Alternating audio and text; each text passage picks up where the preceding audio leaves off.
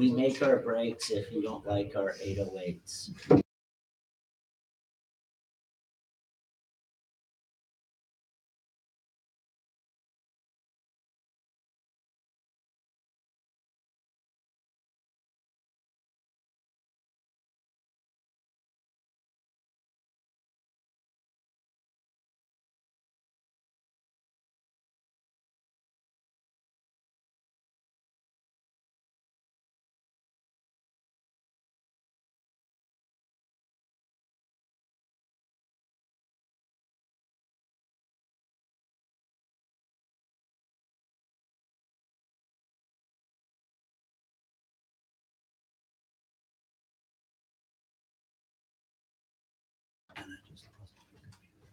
Special.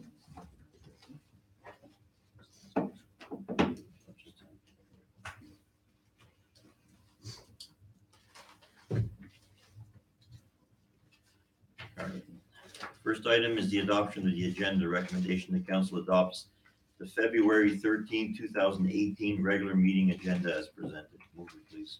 Councillor Butler. Seconder, Councillor Tripp. All those in favor? Anyone opposed? So carried. Item 3A, recommendation council adopts the January 29, 2018 special to go in camera meeting minutes as presented. Move it, please. Councillor Thompson, Councillor Crog. All those in favor? Anyone opposed? So carried. Next recommendation, council adopts the January 29, 2018 regular meeting minutes as presented. May I have a move, please? Councillor Tripp, seconder. Councillor Thompson. All those in favor? Anyone opposed? So carried.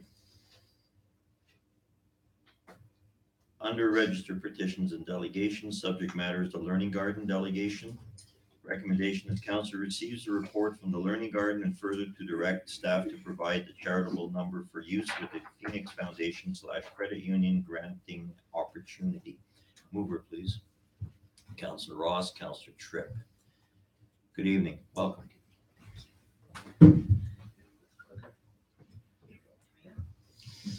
Good evening, Mr. Mayor, members of council. I'm Christy Duke, and I am the Learning Garden. Thank you. The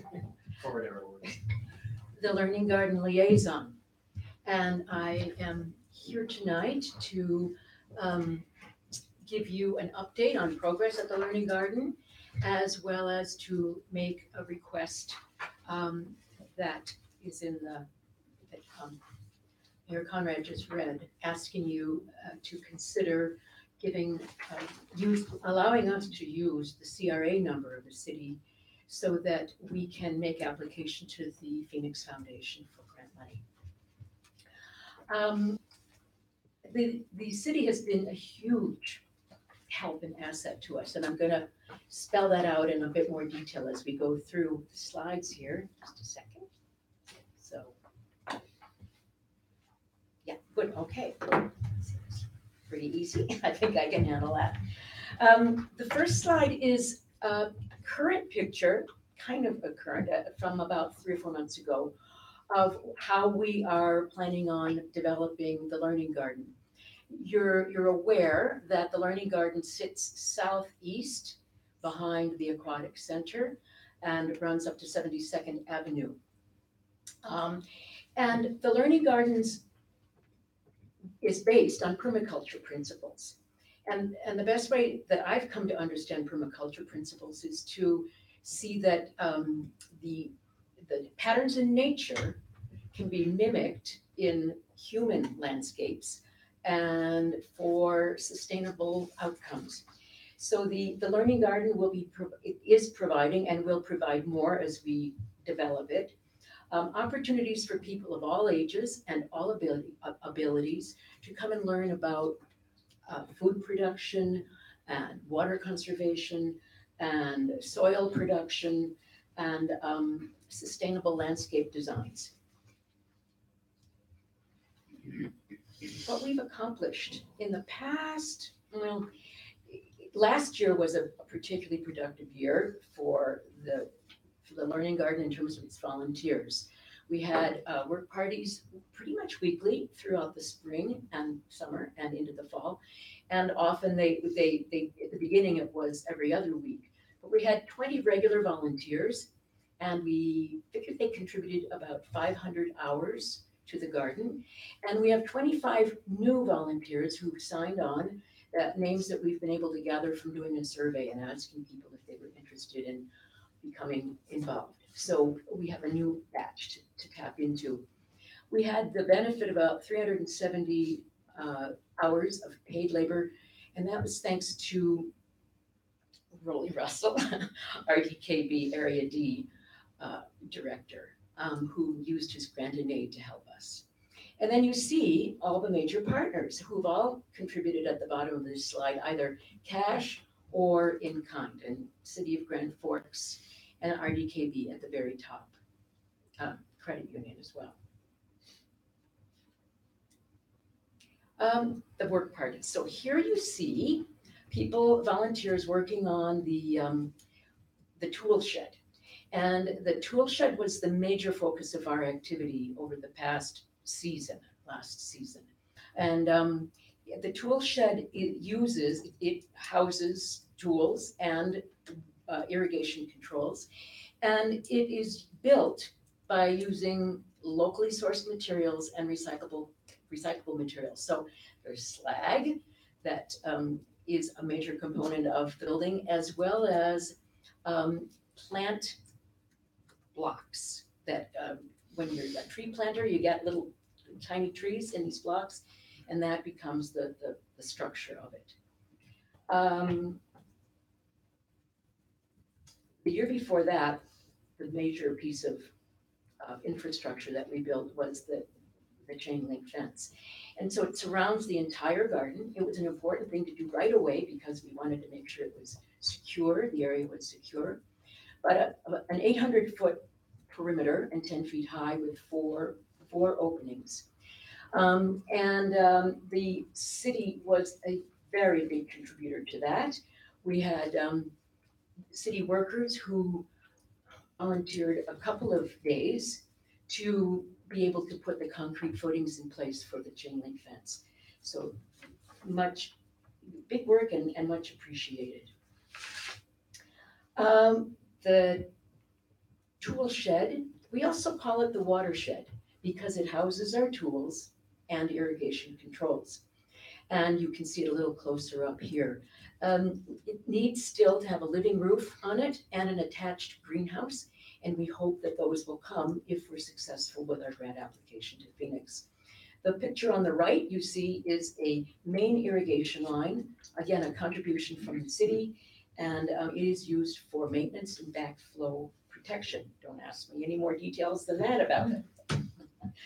And the next is a drawing that Peter Matheson did, which is the concept drawing behind the watershed. Basically, it'll give you a sense of what the whole thing will look like once the living roof is been applied and installed. What else have we accomplished? Well, we've created a lot of soil and lots of contributions from local farmers. We got some organic hemp bales and organic straw bales that mixed together with dirt and manure and cardboard create soil. We were going to have the pathways done by the fall, but the snow beat us out. So that's wood chips that you see with the snow sitting on it, and they will be placed into our bordered areas that you see on the upper photo there. And we will be doing that finishing up in the spring and getting a few more chips as well.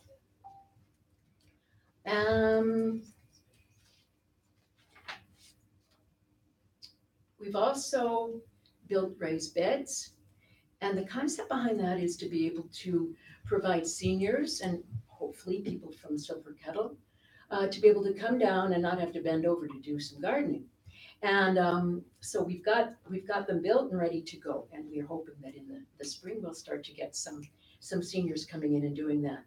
We've planted 6 trees as part of our food forest and many edible plants. And we have acquired a nice set of tools, wheelbarrows and rakes and shovels and sprinklers. So how are we doing with our big plan? What you see here is where the checks are, we've done them. Where it's been highlighted in yellow, these are the areas that we would hope to be putting some energy into if we were successful with our Phoenix grant. So more chips for the pathways, signage we haven't even really started on at all. We need to be able to acknowledge our sponsors and put up educational signs, complete the greenhouse or complete the living roof and the greenhouse, put in more trees and shrubs. The big project would be in the spring, hopefully, again, dependent on grants, putting in a drip irrigation system with public workshops on how to do that, so that the whole learning garden can be irrigated on timers. And then, because otherwise people were going frequently, 2 or 3 times a week, and hand watering. So we'd like not to have to do that for another year. Structural materials would also be needed for garden beds. The city of Grand Forks has played a very key role in the learning garden so far. We've $6,200 for in-kind labor and materials through helping, contributing all of that labor and materials through fencing, the tool shed pad, and some of the irrigation foundational pieces. You can see that's a pretty big chunk, and we are very grateful, and we really could not have done it without the city. Donated materials and services. These are some major donated materials. There have been a lot more than this, but these are the major items.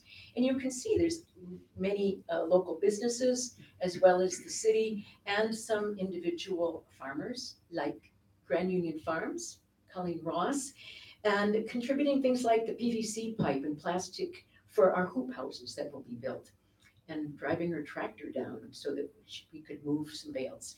So it's a wide range of people and organizations who have donated. We have calculated that the final cost, projected cost of the whole learning garden will be about $125,000. We have no way of really estimating how much these donated materials cost, but I think, we feel good that we're getting some support from the community, and we know that there's interest out there in making the learning garden a more well-used place. So our request to council, and this is my language, it needs to be wordsmith about you guys, but we are asking for a resolution that the city of Grand Forks allows our sponsor, which is the Grand Forks and Boundary Regional Agricultural Society, to use the city's CRA number to facilitate the Learning Gardens application for a Phoenix Foundation grant in 2018. I know there probably are concerns that, are we asking you for money? No, this is a flow through. This would be simply using the CRA number in order for it to flow through from your books into the Ag Society and then to us. And there would be no report writing. So it's strictly an administrative request that we're making here. So thank you very much for your generous support of this community-based labor of love, and very much a work in progress. You think I practiced that?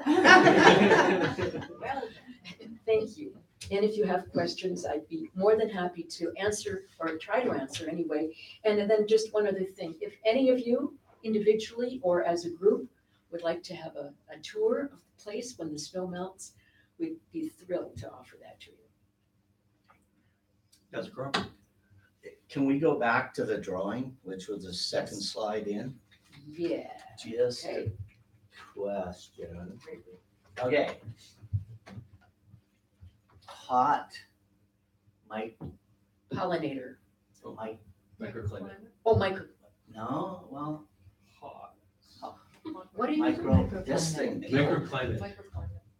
Think peaches. Microclimate, That's what I Peaches. thought it was, microclimate, but that's not a seed. It's dropped. So it's Peter Matheson seed. Oh, okay. I just could, and I thought guild, because that's the only thing I couldn't read. just wondered what it was. Any other questions? I do have a question for you, but I have to turn that off. I can talk to you. I just, through the mayor to the delegation, thank you very much for the update. It's nice to see what's been going on, and I know the rec commission's looking forward to having a tour in the spring when the Yes. snow's gone. Just curious, how much are you applying for the grant, the Phoenix Foundation, to do all this work? I don't know the exact figure. 30, is it 25, 30? Is that what I believe it is from what that we're discussing. I think the numbers need to be finalized, right? Yeah, so anyway, somewhere between $25,000. And that is the Phoenix Foundation and Credit Union combination. Two separate grants? It's complicated, and I would really not even want to try to explain it, because I've asked about 3 or 4 times. And all I know is that it's the Phoenix Foundation, but it's the process, and yet there's separate monies. Councillor Tripp and Councillor Rose. Thank you, Mayor Conrad, and this would be just a question for the CAO. Are there any ramifications with using letting that CRA number be used? Your worship, not at all. We do this quite regularly for different organizations that don't have the proper means to be able to do it. And so and as Christy Luke said, it's a flow through, and so it's just a little bit of administrative process. It's not a cost, and so we just manage that as far as in accordance with CRA regulations as well. So. Thank you. If I just might add, Christy, thank you for the presentation. And we were over there, I believe it was last summer when the Fall Fair was on. We had Kevin gave us a tour through there. And I was very impressed by those raised beds. I think it was old freezers or something that had been used. And I thought, that's just really creative. Yeah. And a really neat use of those, things that are in our landfill. I now see old freezers and kind of go, Yeah. Yeah. whoa! They're great for storing Yeah. potatoes underground too. Thank Councillor you. Rose. Thank you. I was going to ask the same question. Thanks for answering that, asking that, Councilor Tripp. Is there a wish list? It'd be great, because some of us in the community have tools and equipment that we are retiring or no longer need or use. And so it would be great for, to put out a wish list into the community, so that we can see what we can continue to give to build that tool shed. And I'm just wondering, is that part of a tool sharing library that was an initiative of the Agricultural Society a few years ago, or are the tools just specifically going to be for Yeah. the learning garden? They are Specifically, very much heavily used there. so they're just going to stay on the Yeah. stay there. Okay. Councillor Thompson. Yes, that was an excellent presentation. Thank you, Christy. On the 21st of February at 7 o'clock, the Phoenix Foundation is going to be hosting a public meeting with the Vancouver Foundation in attendance. So that may be an opportunity for you to come and learn, and perhaps in addition to the Phoenix Foundation application that you're submitting, that might be an opportunity for, and I'm not saying, yes or no, but to learn, and maybe there's an opportunity there for some additional funding for your project as well. Thank you. Thank you. Councillor Butler. I have to ask, as much as I love the project and love gardens, I'm sure there's people out there that are wondering why a garden costs more than $100,000 to build. So how do you answer to those people? Well, there are Do you want to turn on your mic? So the phase plan that covers sort of the major components will show you that around phase 4, which we will be, we're sort of between 1 and 2 and verging into 3 at this point, but there's a 4th phase, and that is where we start to get into the major pieces of infrastructure, like a big greenhouse, the rainwater harvesting system, and the outdoor classroom. So there's a lot more to go. I mean, we're kind of starting with the basics, And we will continue to grow as we get the funding for it and as the community, responds. So I think that's where the big price tags will be coming. And you're gonna have bathrooms, you're gonna need bathrooms there as well. There's a kitchen idea. Yeah. I think that was in the plan there. You can see that with the outdoor classroom, a kitchen. So, yeah, it can get as big as we want. And so I think actually, I'm always kind of surprised that 125,000 doesn't sound like that much when you consider all that's going to come from it and how much we've had already donated. And so those donations, and like the tool shed, pretty cheap because it's been made out of slag and recycled foam boxes. So if this is part of the permaculture principles, and if we can continue to do this, those costs will go down. Do we have any other questions? Hearing none, Thank you. thank very you for the much. presentation. Thank you. All those in favor of receipt? Anyone opposed? So carried. Do we need a motion about the CRA number? It was part of the. It's part of That's the, all part of it, so yeah, it's all good? Yeah, they call it charter. Okay, moving on to item 6A, the written reports of council. Recommendations, all written reports of council submitted to the February 13, 2018 regular meeting be received. Mover, please. Councillor Ross, seconder, Councillor Tripp. All those in favor of receipt? Anyone opposed? So carried.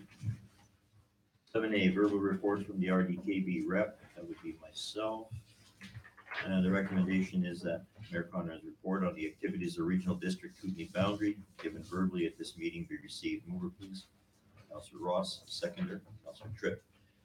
Okay. Weighing in on this one, basically was the BCDC meeting that we had. There's a couple items again, of course, BC Transit was in the main focal point again. There's talk about the extra funding that's required, so otherwise the service would be cut in half. Lisa Trotter, the interim regional transit manager, had mentioned that there might be a need for a referendum so that it doesn't have to have the cuts. Greenwood already had a petition going of 100 names to request better service. Apparently there was a situation where there were 40 people getting on the bus and 2 couldn't even get on. And possibility to increase fare rates was another subject of discussion. And they were quite prepared to increase the fare rates so as to keep it going. Furthermore, Kevin Schubert, who's also from BC Transit, said there was a possibility of some interim assistance from BC Transit on the funding so as to keep it going until such a time that the measures are in place. There was other discussions regarding independent third-party participants coming into the program. And my discussion with Jennifer Wetmore was the fact that possibly an organization like the Silver Kettle, when their bus is not being utilized to its full extent, could kick in. But this would all have to be arranged with BC Transit if they were even willing to consider taking on an independent partner to do this.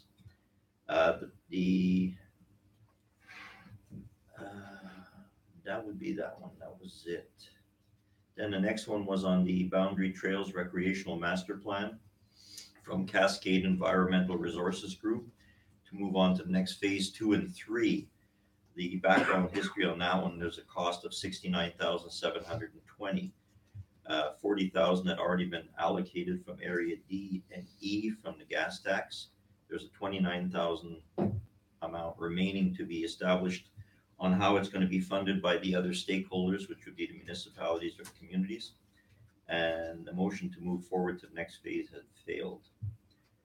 Then there was discussion on the library. They presented their budget, and one item that came up were the security issues at the library here in Grand Forks. And my comment on that was that if they were not aware of who to discuss this with. So my recommendation was if they would want to meet with me on this, because we've had discussions on this before with the RCMP, and they weren't aware of that, so they said that's good to know, and that's where that part ended. And that was basically the whole meeting. So, Councilor Butler. I just wanted to clarify what you said there. When you were talking about the Trails Master Plan, Yeah. was it? And that they needed 29,000 stuff from communities like Midway, Greenwood and Grand Forks? Yeah. So that's going to be coming forward as an ask soon? That was the intention, because the next phase was 2 and 3 to move forward, because they were in phase 1 and they wanted to have to move on to phase 2 and 3, and because of the lack of funding that was still required, it didn't pass. Okay, So at this point, they're still at phase 1, 2 and 3 has not, until they come to grips with how they're gonna do this and get that money that's still missing. Councilor Thompson. Does that trail not go into Area C as well? And Area C wasn't prepared to participate in that? Okay, thank you. Oh, you, so it's just area D? Pardon me? Was it just area D? D and E. Yeah. Any other questions? Okay, all those in favor? Oh, Councilor Hammond. Yeah, I'm just curious, since TOTA is, quite involved in the trails process, Thompson Okanagan Tourism Association, and they're leading the charge as well, and working in partnership with our trails committees. I'm just wondering if they've, offered assistance. I know when I went to a BBC meeting, when TOTA was there, presenters, and, I was quite excited. Every time I've been to a meeting where TOTA's been involved, I've been excited at their involvement in our region. And so I'm just wondering if they have, what their partnership role is in funding, or if there is one. I have no answer for that one, because they have not realistically been involved in this. This was a consulting firm that was taken on, the Cascade Environmental Resource Group, to handle the advisory part of how this should proceed in the phase. And TOTA basically was not directly involved in this at all. So obviously with the amount of money that's, total cost, there seems to be still that lack, and there's no knowledge right now of how we're gonna come up with that amount of money. So at this point in time, most of the directors felt that. As a follow-up, who hired this consulting firm? Regional. Regional district? Yeah. And they hired them before they got commitments from the other municipalities for funding to assist? Not directly. This discussion was on, we were going to phase 1, and was at the time when the former CAO was still there. And there was no commitment or requirement that we would have to go further than phase 1 at that time. So we embarked on phase 1, and here we are. Phase 2 and 3 is not moving forward because of the cost. So there was always that ability for whatever the stakeholders were, they could pull out. And at this point in time, they felt there was no feasibility to commit this kind of funding. So at this point, we're in kind of limbo until we move forward, until there's a way to acquire these funds. Okay. All those in favor to receive? Anyone opposed? So carried. All right, moving on to recommendations from staff or decision. 8A. Recommendation is council directs staff to apply for the 2018 intake of the BC Air Access Program. Move it, please. Councilor Thompson, Councilor Ross. Discussion, Councilor Tripp. Councilor Butler then. thanks, Mr. Mayor. Yeah, I just had a quick question for staff. I think this is a good opportunity to expand the water services out at the airport. And right now, the pipe that we have going in, I understand that it's a bit too small for the capacity. So would this be used to upgrade the size of the pipe going into the airport grounds? And what is the size of the pipe right now? Mr. Gates. Thank you, you, Mr. Mayor. The size of the pipe right now is 10 inches on Second Street, going 6 inches for about half of the length, and then tapering to 3 inches for the other half. We are looking to upgrade it to 10 inches The whole throughout way. the length. Yeah. Take another kick at the water can, eh? Any other questions? Any other discussion? Okay. Hearing none. All those in favor? Anyone opposed? So carried. 8B, subject matter recommendation for approval of development permit for a contractor shop at 8168 Donaldson Drive from Development Engineering Services. Recommendation, the council approves the development permit application for a contractor shop to be located at 8168 Donaldson Drive, legally described as Lot 8, Block 14, DL 520 SDYD, Plan 1339. Mover, please. Councillor Ross, Councillor Butler. Discussion, Councillor Crog. Just a question on the site plan. It shows the shop and it shows, it's written down septic field. That's not big enough area for a septic field, is it? No. Is that just from that's where it used to be, or? Mr. Mayor, thank you. So this is 12 feet from the shop to the fence line, and then it's gonna be a linear field. I don't believe there's a Okay. kitchen and there's not a residence, so it's basically a toilet and a hand washing facility essentially. Okay, so it'll fit whatever they've got designed for what they've got. Yeah, It'll yeah. fit in that stretch. I just never seen a space that small. One of the conditions of the building is that the septic installer design and install the system Yeah. for, for the building For that to go kit. ahead, yeah. Yeah. It's I been mean- referred to Interior Health Authority as well.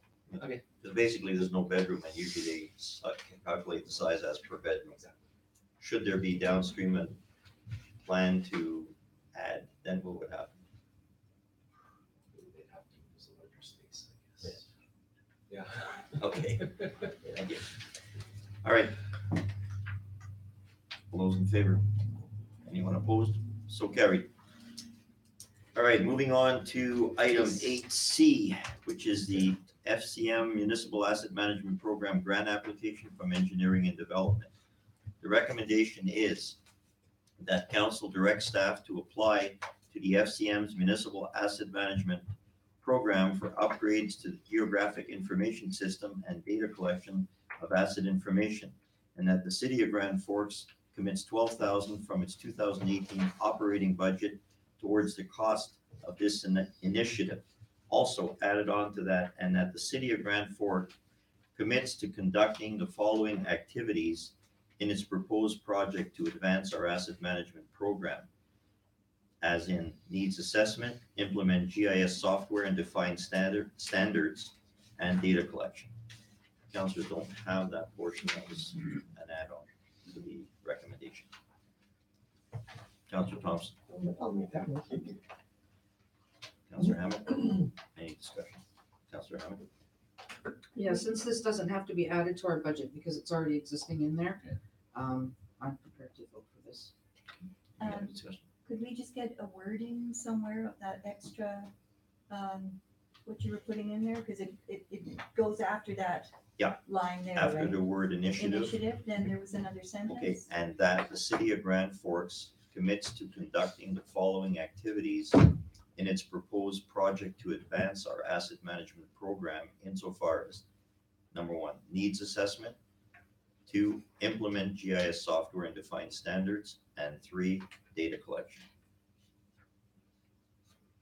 Thank you.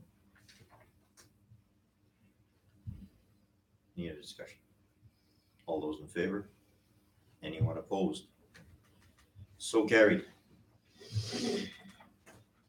Okay, we have no requests, we have no information items. Moving on to the bylaws section. 11A, subject matter is the third reading of OCP bylaw amendment and zoning bylaw replace and repeal development and engineering services. There have been some changes in the wording of these recommendations, so rather than you amend the agenda at the beginning, I wanted council to see this, but apparently because of the new format as per our deputy corporate officer, my recommendation is that we refer this to our next meeting so that the changes can be implemented. And at that point in time, I think we'll be able to address it clear, only for the reason of transparency, that we just don't amend the agenda and take 11A out. I felt it only fair that council is aware of the reasoning why. So, I'll make that motion. I'll second, second it. all those in favor to refer? Thank you. Okay. All right. No late items? May I just ask one question? Sure. Sorry. Councilor Thompson. Just back to that previous, that's been deferred. Can we do all of those in one resolution, or do we need separate resolutions for each? It's cleaner to do separate resolutions. Okay, that's what I thought.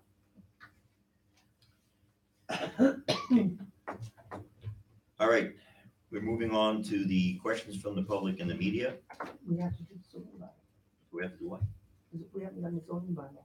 Oh, that's one of that. Oh, that's all part of that. All of those, all 4 items. That's Oh, all included Yeah. in that. thank you. It's inclusive. Okay, I learned. question from public and media. Again, everyone, same format. Please stay within the parameters of the subject matter on the agenda.